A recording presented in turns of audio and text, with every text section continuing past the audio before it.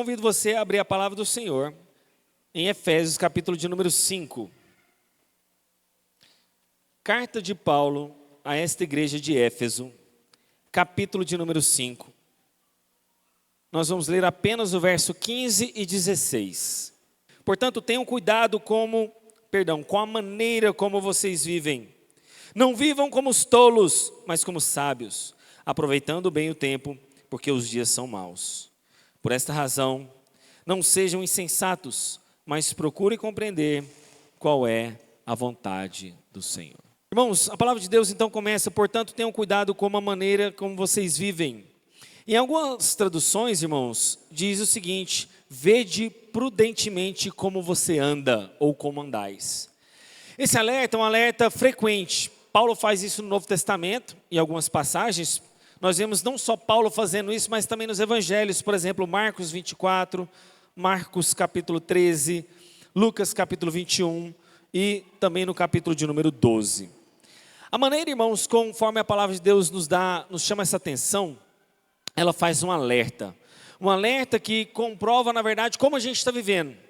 O alerta de veja como você está andando é um alerta frequente em toda a Escritura, principalmente no Novo Testamento. Por quê, irmãos? Porque Deus se importa com a maneira que você está vivendo. Essa história de falar assim, irmãos, eu creio que uma vez salvo, salvo para sempre. Somos eleitos, amém? Só que a sua eleição é atestada como? Como a maneira que você vive. Tem gente que fala assim, eu sou eleito, então está tudo certo. Posso fazer o que eu quiser, posso pecar. Essa maneira como você está vivendo mostra que você não é salvo. Se você diz que você é eleito de Deus e você vive de qualquer forma, significa que na verdade você não é um eleito. Porque a eleição mostra na verdade obras e frutos da sua salvação. Se você diz que é salvo, você vai andar dessa maneira e não de qualquer maneira. E aí Paulo faz um alerta então que ele diz o seguinte, então, não vivam como tolos, mas como sábios.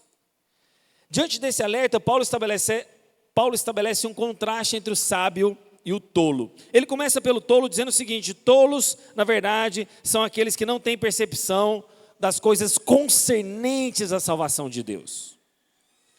Tolo, na verdade, é aquele, irmãos, que não almeja alcançar um alvo elevado. Ele está preocupado mais com as coisas dessa vida. Um tolo é aquele que inverte valor. Ele dá valor para aquilo que a Bíblia não dá, e ele despreza aquilo que a Bíblia dá valor. Esse é o tolo. O tolo faz uma inversão de valores. O tolo também não mede consequências dos seus atos. Ele gasta seu tempo de forma despretensiosa, dissolutamente. Um tolo, na verdade, vive de forma intempestiva, sem limites e age por impulso. Um tolo anda segundo as suas vaidades, dos próprios pensamentos, obscurecidos pelo seu entendimento. Ele vive alheio à vontade de Deus. Essa é a característica de um tolo. Mas Paulo não só fala de um tolo, mas ele também fala de um viver sábio. O que significaria viver sabiamente? O sábio, na verdade, ele discerne a vontade de Deus e anda em harmonia com esta vontade. Esse é alguém sábio. Um sábio faz bom uso do seu tempo, o tempo que Deus te deu, um bem precioso, algo que não volta atrás. Já parou para pensar que o tempo não volta atrás? Se o tempo não volta atrás, alguém que é sábio usa o tempo de forma também responsável.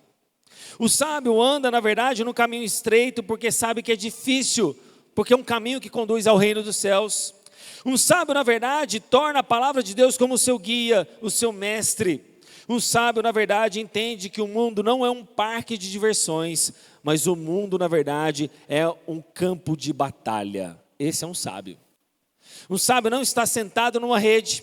Um sábio não está na cadeira de balanço tomando água de coco. Um sábio sabe que esse mundo é uma guerra.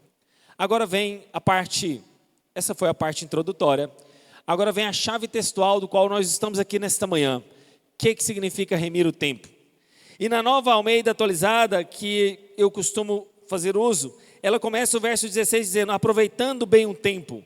A palavra remir basicamente é isso, irmãos. Remir significa no grego resgatar.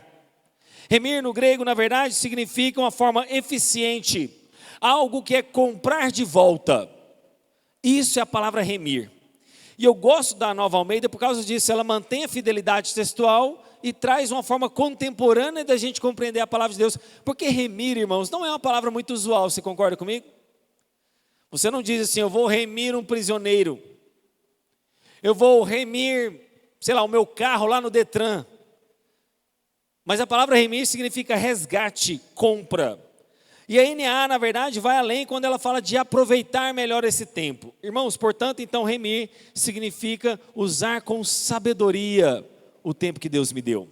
Significa dominar esse tempo, eu ter poder sobre ele. E Colossenses capítulo 4, verso 5 também usa esse termo. É engraçado, a gente acha que remir é só aqui, né? Olha Colossenses 4, 5. Está escrito, portai-vos com sabedoria, para com os que são de fora, remindo o tempo. Veja que Paulo usa exatamente duas frases, duas palavras-chave, que é sabedoria e remir. Não foi isso que a gente leu no verso 15? Vivam com sabedoria, vivam como sábios, remindo o tempo. A mesma coisa em Colossenses 4, 5. Portai-vos com sabedoria, para os que são de fora, remindo o tempo. Portanto, em ambas as passagens, remir o tempo está relacionado à sabedoria como a gente tem vivido no mundo. Um cristão deve ser sábio tratando o tempo como um bem de extremo valor. Ele não joga o seu tempo fora, ele não gasta o seu tempo com coisas tolas, vãs e passageiras, porque sabe que o tempo não volta mais atrás. Portanto, eu quero pregar para vocês não como um coaching, não como aquela teologia que a gente vê aí fora, mas como palavra inspirada de Deus, sabendo a importância do tempo.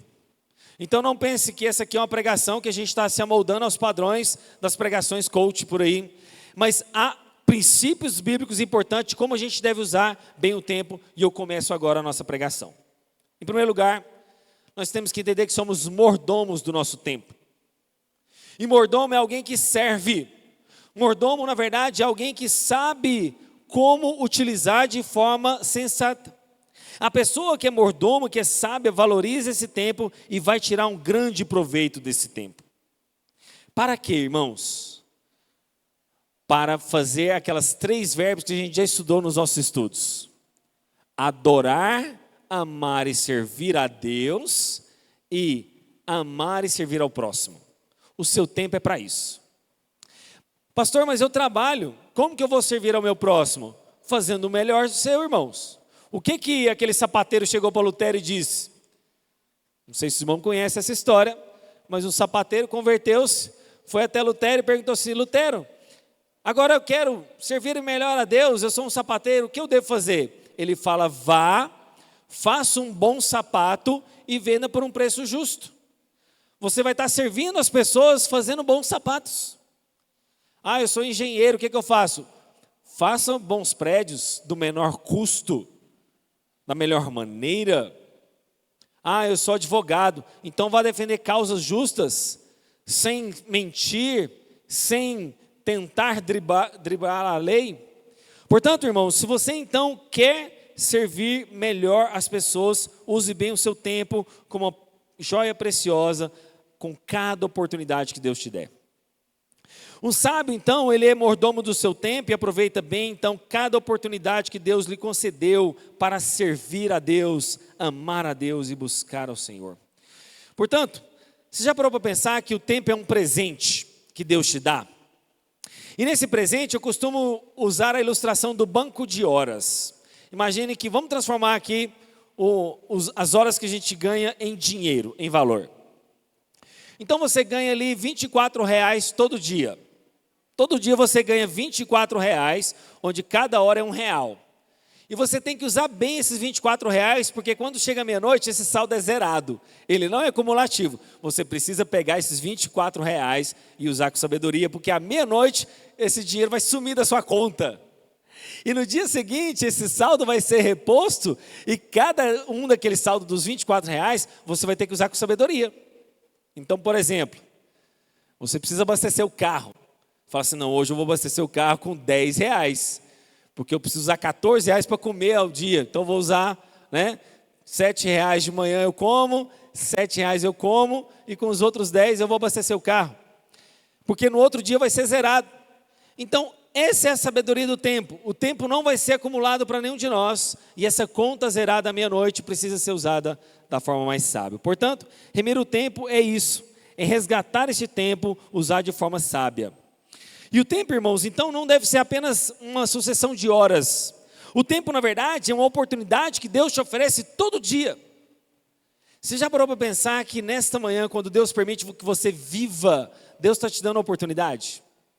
Deus te deu uma oportunidade para você usar o dia de hoje, a vida de hoje, para você viver de forma sábia. Portanto, então a gente deve aproveitar essa oportunidade. Irmãos, quantas pessoas não gostariam de ter a oportunidade de estar aqui no seu lugar?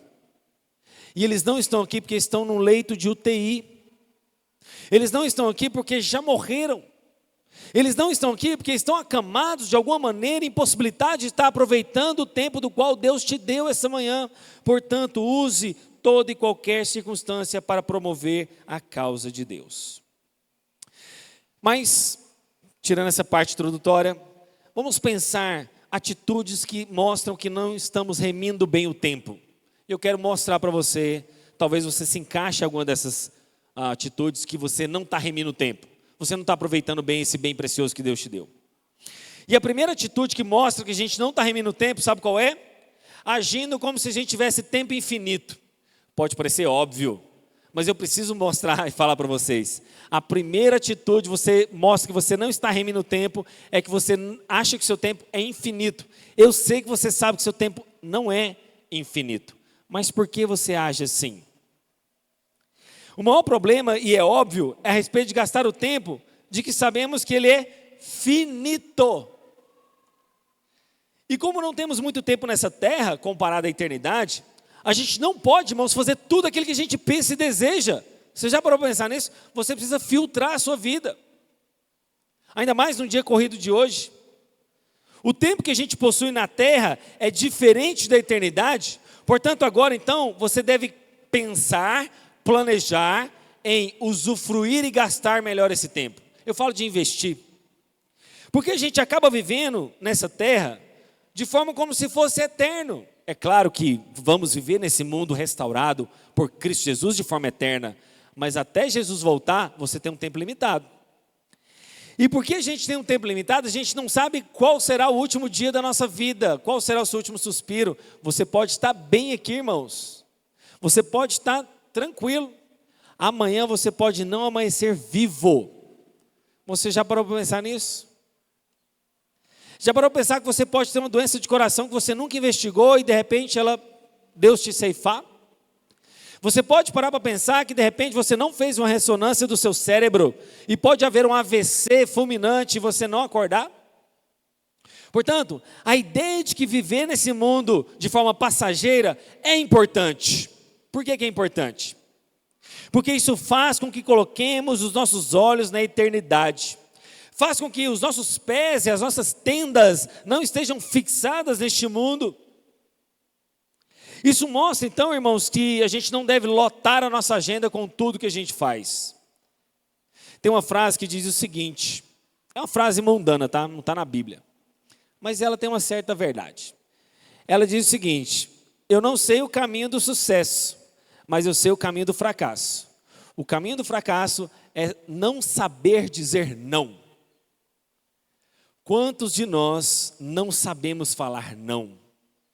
E o não com amor, o não com sabedoria, o não com a graça, dizendo o seguinte: meu irmão, eu não posso fazer isso, ou determinada situação, para o seu parente, para o seu familiar, para alguém. Você tem que saber dizer não, porque saber falar não é importante para você saber como usar bem o seu tempo. Mas o fato de a gente não saber dizer não torna nossos dias pesados, cansativos. A maneira como a gente tem usado o nosso tempo, irmãos, na verdade não tem sido com base naquilo que Deus dá importância, mas com base naquilo que o mundo dá importância. Primeira forma então da gente estar vivendo a nossa vida de forma não remindo o tempo, qual é? Achar que o tempo é infinito. Segundo, desperdiçando o nosso tempo com os ídolos do nosso coração. Irmãos, o que mais vemos hoje são pessoas jogando fora a sua vida, não remindo o tempo, não usando o tempo com sabedoria, adorando os seus ídolos. Quais são os ídolos de hoje, irmãos? O celular é um grande ídolo. A internet é um grande ídolo. A televisão é um grande ídolo. Por quê, irmãos? Porque existe uma infinidade como nunca houve na história dessa nação, não só desse país, né? Mas do mundo inteiro. Nunca houve TVs, hobbies, séries, jogos online. Tudo que você pensar de distração neste mundo, hoje suga a nossa energia. Como de fato nunca houve. E exatamente porque nunca houve tanta distração, irmãos, nós estamos sujeitos a isso. Nunca na história da humanidade a infinidade de distração tira o foco da gente com viagens, passeios, séries, rede social, hobbies e o que você parar para pensar. E essas seduções que não têm fim. Imagine se você fosse parar hoje para ver todos os vídeos que estão disponíveis na Netflix, na Amazon Prime, no YouTube. Você não ia vencer. Sabe por que você não ia vencer? Porque todo dia alguém lança algum vídeo novo num canal no YouTube. Então você não conseguiria jamais esgotar isso. E ao não conseguir esgotar, tem um outro problema. A gente pode virar um especialista naquilo que Deus não nos chamou para fazer. Vou dar um exemplo. Se você quiser virar especialista hoje em, sei lá, figurinhas de álbum, você pode virar um especialista nisso. Por causa da internet. Por causa da internet, você pode virar um especialista em técnico de som. Por causa da internet, você pode ser especialista em plantas, em cuidar de cachorro, entendeu? Mexer com todo e qualquer tipo de área da vida, mas você não tem tempo para isso. Mas a gente acaba mergulhando o nosso tempo ali, a gente acaba virando um especialista no assunto do qual Deus não nos chamou para virar, e essa sedução vai nos roubando, tirando o nosso foco, a nossa energia. E eu te faço uma pergunta muito honesta: para que você quer saber de todos os detalhes disso? Para que você quer saber se o jogador do Flamengo mudou de time? Para que você quer saber se o técnico adotou aquela tática X ou Y? Para que você quer saber tudo sobre um determinado jogo online? Para que você quer gastar o seu tempo com essas coisas? Portanto, o que eu fico pasmo é não só saber que tantas pessoas produzem tantos vídeos tolos na internet. Irmãos, vocês já chegaram a um determinado tipo de canais que você fala assim: não é possível que alguém está fazendo isso aqui. É uma competição tola, infantil, por exemplo, de quem se lambuza mais com determinado tipo de alimento. Para que um vídeo desse? Para que um vídeo que você vai simplesmente ver se a pessoa conseguiu chupar mais um canudinho num tempo mais rápido, num copo do McDonald's? Gente, isso é tanta tolice. E não só é tolo quem gastou tempo produzindo aquele vídeo, como quem está assistindo. Ambos são tolos. Quem fabricou e quem é o espectador. Portanto, a gente deve desembaraçar todos os obstáculos da vida moderna. A vida moderna é uma bênção. A vida contemporânea é uma bênção. Mas ela trouxe muitos obstáculos, porque ela não simplificou a nossa vida. Ela, na verdade, está turbilhando a nossa vida. E a gente parece que tem um medo de estar perdendo as coisas. Eu estou perdendo tal informação, eu estou perdendo tal notícia, eu estou perdendo tal babado social. E nas redes sociais, então, nos consomem. Por que você acha que existe status do WhatsApp para ele sumir em 24 horas? Para você estar sempre acompanhando alguém. Por que o Stories não... Acho que é Stories, né? O Reels, sei lá, eu confundo ali no Instagram, que some em 24 horas. Por quê? Porque você está seguindo a pessoa para que vai sumir em 24 horas, então você tem que ver, e se você não estiver vendo, você vai estar perdendo aquela informação. Gente, que coisa mais tola. Então as redes sociais fazem nos viciar. As redes sociais, na verdade, estão roubando o nosso tempo. Basta você olhar no seu celular e vai naquelas configurações e ver quanto tempo você tem gasto ali com o seu telefone. A gente acha que o nosso tempo é finito. A gente, na verdade, desperdiça com os ídolos do coração. Mas a gente, olha essa frase, terceiro ponto. Por que a gente não está remindo o tempo? Nós usamos o tempo não para o Senhor do tempo. Entendeu a frase? Nós não estamos usando o tempo para o Senhor do tempo. Irmãos, nós estamos lotando os nossos dias com tarefas incontáveis. E Deus passa a não ser mais o centro da nossa vida. Deus, na verdade, define como nós devemos priorizar o nosso tempo. Lembre-se, como a gente falou, de amar a Deus sobre todas as coisas, ao próximo como a ti mesmo. E por mais que não exista um versículo disso, nós falamos naquela época sobre a hierarquia do amor, que nós devemos cuidar da criação. Quando nós invertemos o cuidado da criação, colocamos lá na frente, acima de Deus, ou acima do próximo, ou quando a gente pega o próximo, põe acima de Deus, nós estamos invertendo a hierarquia do amor.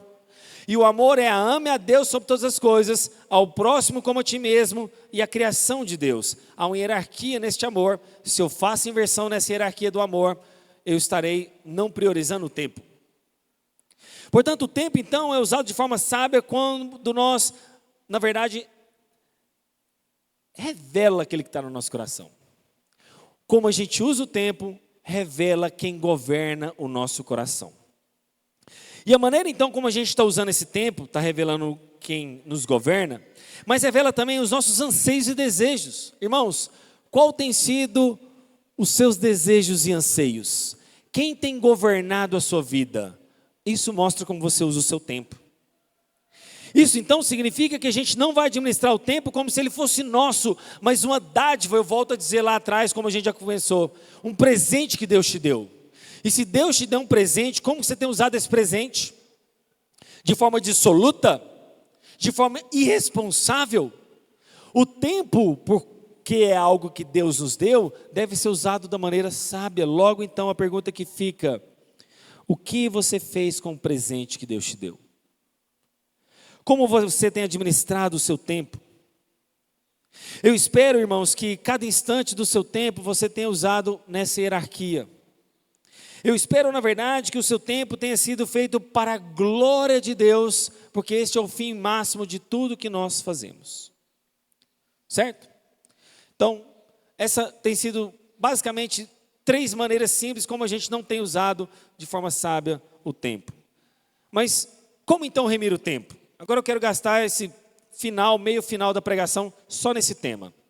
Como melhorar a forma da gente remir o tempo? Em primeiro lugar, nós remimos o tempo, irmãos, com as motivações certas. Em primeiro lugar, vamos remir o tempo com as motivações certas. Quando a gente olha nessa cultura, irmãos, que a gente está inserido, a gente parece não ter a motivação certa. Por quê? Porque lá no fundo a gente tem usado o nosso tempo sendo contaminados pelo mundo. O que eu quero dizer com isso? Um pensamento não bíblico da gestão do tempo. Porque qual que é a melhor frase para traduzir hoje, irmãos, a forma mundana de se pensar? Você já ouviu aquela frase, estou na correria? Bom, vamos pensar nessa frase mundana que acabou atingindo a igreja. Lembre, o mundanismo entra na igreja, não é quando tem parede preta, luz, não. O mundanismo entra na igreja quando a gente passa a pensar igual ao mundo. Então, quando você fala assim, estou na correria, pode existir 2 aspectos. Ou o seu Deus é o mesmo Deus do mundo, ou você não está fazendo bem a sua agenda. Entende? Sua agenda não está boa. A sua agenda, obrigado Marco, a sua agenda não está em benefício correto. Então, quando você fala que está na correria, ou você se dobrou ao Deus deste mundo, ou você não está sabendo administrar bem o seu tempo. Mas esse pensamento de estar na correria não é bíblico. É um pensamento mundano, secular, que influenciou a igreja e os crentes. Portanto, cuidado quando você diz que está na correria, porque você pode estar servindo ao Deus que não é o Deus da Bíblia. O seu coração pode estar sendo capturado e amoldado aos padrões deste mundo. E estar na correria, na verdade, irmãos, pode estar, na verdade, mostrando algo que é contrário à palavra de Deus. Por quê? Se você não está na correria, parece que está mostrando que você não está tendo tempo para Deus. Se você está na correria, mostra aquilo de um livro que nós vamos estudar com jovens, que significa, o nome do livro é Como Ter um Coração de Maria no Mundo de Marta. Já parou pensar nisso? O mundo lá fora é o mundo de Marta, o mundo da correria. Mas o nosso coração tem que ser como o de Maria neste mundo de Marta. Como ter um coração de Maria no mundo de Marta. E ao estarmos também na correria, a gente pode estar, na verdade, perdendo o propósito da essência e da comunhão com Deus e com os irmãos. Porque uma coisa que eu quero tomar cuidado aqui, irmãos, quando nós estamos no processo de plantação da igreja, é não ser uma igreja ativista. Já viu que tem igreja que tem atividade para demais? Tem atividade da UPA, tem da UMP, tem dos jovens, tem dos idosos, tem terceira idade, tem mais não sei o quê, tem com as mulheres, tem com os casais, tem com as crianças. Irmãos, para que isso? Para a gente ficar colocando culpa nas pessoas porque elas não estão participando das atividades da igreja? Será que é por causa disso? Para a gente dar uma movimentada na igreja para dar uma suposta vida. A vida da igreja não vem necessariamente pelas atividades que ela tem. A vida tem, na verdade, na igreja, pelo tanto que você expressa Cristo na sociedade. Aí mostra vida. Portanto, nós precisamos de um equilíbrio entre não ter atividade demais, mas também não deixar de ter as atividades. E essa linha é muito fina. Porque tem muito crente achando que ter atividade na igreja está fazendo algo para Deus. E aqui vai um alerta, principalmente para os diáconos, né? Não temos os diáconos aqui no templo, acho que o Denis está lá fora. Mas cuidado, o fato de você estar fazendo alguma coisa para Deus, esse ativismo, não mostra que o seu coração está em Deus. Você não pode se esconder de trás das atividades da igreja. Tem gente que às vezes, para não vir adorar ao culto, não vir adorar a Deus, quer ficar em atividade. Ou tem que estar na salinha das crianças, ou tem que estar lá fora, ou tem que estar no louvor, ou tem que estar na mesa de som, ou tem que estar na projeção, ou tem que estar... Não, calma. Tem a sua escala, tem um momento de você servir a Deus, e tem um momento de você parar para adorar, para se alimentar. Cuidado então com o ativista, com as igrejas ativistas. Quando perdemos o foco da presença de Deus, na verdade, irmãos, nós perderemos todo o sentido de sequer estar no culto. Se você não vem a este culto pela presença de Deus, você não tem motivo para estar aqui. O seu motivo único é a presença de Deus. A W. Tozer falava uma coisa interessante. Ele dizia o seguinte, que quando uma igreja só tem um atrativo pela presença de Deus, talvez aquela igreja nunca será lotada. Talvez quando o único atrativo for a presença de Deus, nós vamos testar de fato quem são os crentes. Porque o que te atraiu nesta manhã, senão a presença de Deus? Mas isso não vale só para os membros, mas pastores. Quantos pastores já nem buscam mais a presença de Deus porque se perderam em meias atividades? Irmãos, eu confesso para vocês, ontem eu queria ter estado na Fé Reformada, lá da primeira igreja à noite. Porque o Ronaldo Lidório é uma pessoa que eu tenho um apreço muito grande. Ele pregou e o Marciano veio falando, pastor, nós choramos demais ontem no culto. Falei, não me conta mais nada, porque eu perdi. E eu perdi porque eu estava envolvido com as atividades aqui da igreja. Eu falei, gente, eu poderia estar lá desfrutando da presença de Deus, mas não estava me perdendo nas atividades da nossa igreja local. Portanto, irmãos, quando olhamos para a palavra, uma boa gestão do tempo é aquela gestão do tempo que não é para o seu próprio benefício, mas é uma gestão que serve e ama a Deus e ao próximo. Você já parou para pensar que Deus poderia criar as coisas num único dia? Não é verdade? Deus não poderia ter criado céus, terras, águas, mares, tudo num único dia? Mas por que Ele particiona? Você já parou para pensar que... Não sei se você já parou para pensar nisso. Mas Deus primeiro cria as estruturas para depois preencher as estruturas no dia da criação. Deus primeiro então... diz que haja luz e houve luz. Então ele vai lá e cria os céus e a terra. Depois de criar céus e terra, ele vai preenchendo aquelas estruturas como o sol que vai governar o dia, a lua que vai governar a noite. Depois ele vai lá e preenche a terra com os animais, as plantas, ele preenche as águas com os peixes, ele cria as estruturas e depois preenche as estruturas. Deus poderia ter feito isso num único dia, mas por que Ele não fez? Por quê, irmãos? Para nos ensinar que a vida é um processo. Deus não precisaria descansar, mas por que então no sétimo dia Ele descansa com o homem? Para desfrutar da comunhão com o homem. O homem é criado no sexto dia. Qual que é o próximo dia depois da criação do homem? Descanso. E aqui vai uma pregação para mim mesmo. aprenda a descansar. Porque eu estou vivendo a correria, irmãos. Essa pregação não é para vocês apenas, essa pregação é para mim. Eu estou pecando porque eu não estou tirando meu dia de descanso. E quem quebra o 7º mandamento de Deus, irmãos, é tão pecador quanto o que quebra o 1º, o 2º, o 3º. Se você quebra o 4º mandamento do dia do descanso, irmãos, você está quebrando como se você estivesse adulterando. Portanto, o dia do descanso é importante. Devemos então usar tudo isso para a glória de Deus, amém? Então, em primeiro lugar, da forma que eu quero instruir vocês a administrar, é ter as motivações certas. O segundo é aproveitar os benefícios da modernidade. Aqui vem uma faca de 2 gumes, eu chamo. Irmãos, por que você tem carro? Por que Deus nos deu a bênção de ter um carro? Por que Deus nos deu a bênção de ter um ônibus? Antigamente a locomoção era a pé, era a cavalo, era numa charrete, era num carro de boi. Portanto, por que você tem um telefone para se comunicar bem com alguém? Para você fazer uma melhor gestão do seu tempo. Mas parece que a modernidade trouxe uma piora da gestão do tempo, porque quanto mais tempo a gente tem, mais a gente gasta ele de forma irresponsável. Quer dizer, se você tem um carro hoje, é para deslocar mais rápido, para você usar melhor o seu tempo. Então, use o benefício da modernidade a seu favor. Se você tem um telefone celular, não use ele para gastar o seu tempo, mas para comunicar com alguém, para diminuir a distância, para usar bem o seu tempo. Mas o que você tem feito com o seu tempo excedente? Use a modernidade para te dar mais praticidade e ordem na vida. Irmãos, a gente precisava passar filas na lotérica, antigamente. Tinha que ir lá pagar uma conta de água, energia. Hoje você vai lá no seu celular, faz um Pix, lê o código de barra pelo seu banco digital. Portanto, use o seu banco digital como uma bênção. Você não tem que ir lá na Caixa Econômica, passar horas e horas. Então, irmãos, a forma como você organiza a vida moderna trará benefícios para você, mas desde que você esteja usando isso com sabedoria.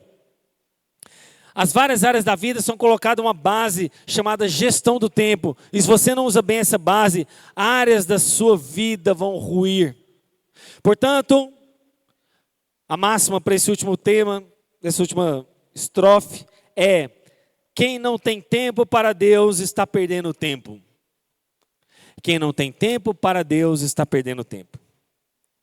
Portanto, esse caminho da modernidade é uma faca de 2 gumes, porque ele pode ser um caminho de morte e de preguiça, porque você pode estar alimentando isso, ou um caminho de vida. De vida porque vai te trazer mais vida para você ter mais tempo.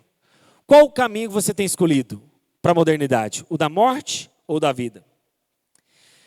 Quarto aspecto para você remir melhor o tempo: saiba que a vida é um campo de batalha contra o pecado e o mundo.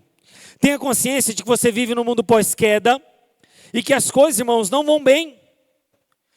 A vida não é só jardim de belas flores. Tem muita erva daninha que vai crescer. E nós então vamos acordar com vontade de alimentar determinados pecados, como a preguiça. A gente vai acordar, na verdade, com o fato de não remir o tempo, mas a gente tem que colocar a mão na consciência de saber que o mundo é um caos e que nós lutamos contra este mundo. O mundo é o nosso inimigo. É isso que Paulo nos alerta, onde existe uma guerra que quer deixar a gente distraído. O mundo e a carne tentam fazer com que a gente viva como um tolo, mas a gente não pode ceder a isso. Portanto, não vamos acordar pela manhã e tomar decisões incorretas. Vamos planejar bem o nosso dia. Você vai precisar ser intencional e aprender a fazer isso. Por isso, então, use pessoas sábias da internet, use vídeos, use livros para te ajudar nessa gestão do tempo. E por fim, para a gente caminhar já para o encerramento, seja paciente e aprenda a respeitar os processos. Lembra quando a gente falou que Deus criou o mundo em 6 dias e no 7º ele descansa? Para que Deus fez isso, irmãos? Uma forma didática, como um pedagogo para ensinar para mim e para você. Como um pedagogo, que essa igreja não vai ficar pronta do dia para a noite. Vai haver um processo aqui de os irmãos estarem tornando-se membros, da gente ter ar-condicionado nas salinhas, da gente ter professores para todo mundo, da gente ter uma área de convivência, da gente comprar um lote para melhorar o estacionamento. Isso é um processo e não acontece num estalar de dedos. Mas como a vida cristã tornou-se um fast food, já viu isso, irmãos? A gente quer as bênçãos de Deus no estalar de dedos. A gente quer a mudança do nosso marido no estalar de dedos. A gente quer o nosso filho alterado de uma maneira ou outra. Mas a vida é um processo, mas a gente não tem respeitado os processos. Às vezes a vida é como um transatlântico, onde as mudanças acontecem de forma lenta e gradual, como o Titanic. Por que o Titanic afundou? Porque ele não conseguiu desviar-se a tempo daquele iceberg. Se ele fosse um barco a remo, ele conseguiria se desviar a poucos metros. Mas porque ele era um grande transatlântico e precisava de tempo para a mudança, ele não houve tempo para mudar a rota, portanto ele afundou.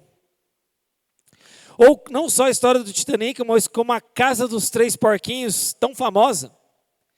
Por que o primeiro porquinho conseguiu terminar a casa dele de palha muito rápido? Porque ela era frágil. Qualquer vento, qualquer intempérie ia destruir aquela casa.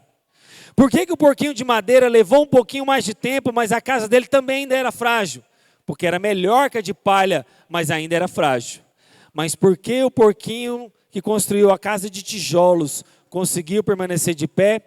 Porque levou mais tempo. Levou mais tempo. Portanto, seja um eterno aprendiz e tenha humildade nesse processo de transição. O desafio para você é que o mundo vai trazer um excesso de cargas, informações e distrações, mas tenha foco. Tenha foco porque você precisa priorizar tarefas. Você tem que saber dizer não. Você tem que saber a essência do seu tempo. Lembre-se disso, o caminho, meus irmãos, pode estar drenando a sua energia, roubando o seu esforço e sugando as suas forças. Concluindo, por que você vai ter que fazer tudo isso? Olha só essa longa pregação. Para quê? E aí eu termino dizendo, porque os dias são maus, final do verso 16 de Efésios capítulo 5. Para que você vai ser um remidor do tempo? Para que você vai usar bem o seu dia? Porque os dias são maus. Se você não utilizar de forma sábia o seu tempo, você vai sofrer. Se você não for um remidor do seu tempo e usar ele de forma sábia, você vai ser como uma ilustração, e aqui permita-me com muita humildade aos mais idosos, é como um preparo para a velhice. Você precisa preparar o seu corpo para envelhecer bem. Certa vez um médico fez uma pergunta interessante para um jovem da igreja. Ele falou, você quer cuidar de uma doença ou você quer cuidar da sua saúde? Você quer cuidar bem dos remedinhos, das ressonâncias, dos exames na sua velhice? Ou você quer cuidar bem dos exercícios, da alimentação da sua velhice? Você quer cuidar de uma saúde ou de uma doença? Você quer gastar tempo e dinheiro com saúde ou com doenças? Vou usar esse paralelo para a vida cristã. Quando você não faz remissão bem do seu tempo, você vai viver os dias maus. E viver os dias maus não é uma opção na vida cristã, irmãos. Jesus falou que nós teríamos aflição, mas tem de bom ânimo porque eu venci o mundo. O dia mau um dia vai bater na sua porta. E o dia mau, sabe o que ele é? É como uma prova surpresa. Já fez teste surpresa na faculdade? Não? É horrível. O professor chega lá, já fala assim, hoje é prova surpresa. Você, misericórdia, não estudei. Mas para um aluno dedicado, que vem se disciplinando, que vem estudando, o dia da prova surpresa para ele, está tudo bem. Porque ele já vem estudando, ele já vem se preparando. E o dia mau é como essa prova surpresa. O dia mau não vai marcar uma data. Olha, em agosto do ano que vem, você vai ter uma série de problemas aí na sua família, na sua saúde, na sua igreja. Não. O dia mau bate na nossa porta e ele não tem uma agenda fixa. Ele não manda carta, ele não manda WhatsApp, ele não manda e-mail. Portanto, irmãos, se você quer se preparar para uma saúde espiritual como um crente, faça a remissão do tempo. Os dias são maus, como não é uma opção, não é um talvez, mas é uma certeza. Refere-se a uma desordem corrupta, do qual esse mundo caído nos prega. Os dias maus estão relacionados à perseguição do crente, mas também à destruição de uma vida piedosa que se dedica a Deus. Os dias maus, na verdade, têm a característica deste século, deste mundo perverso. O tempo, na verdade, meus irmãos, tem que ser remido o mais rápido possível, porque os dias são maus. Por causa disso, você deve então aproveitar as oportunidades que Deus tem te dado. Por causa disso, como diz o salmista Moisés, ensina-nos a contar os nossos dias para que alcancemos coração sábio. O único salmo de Moisés, Salmo 90, verso 12, está escrito isso. Portanto, irmãos, saiba contar os seus dias para que você tenha sabedoria, porque o dia mau virá. Prepare-se.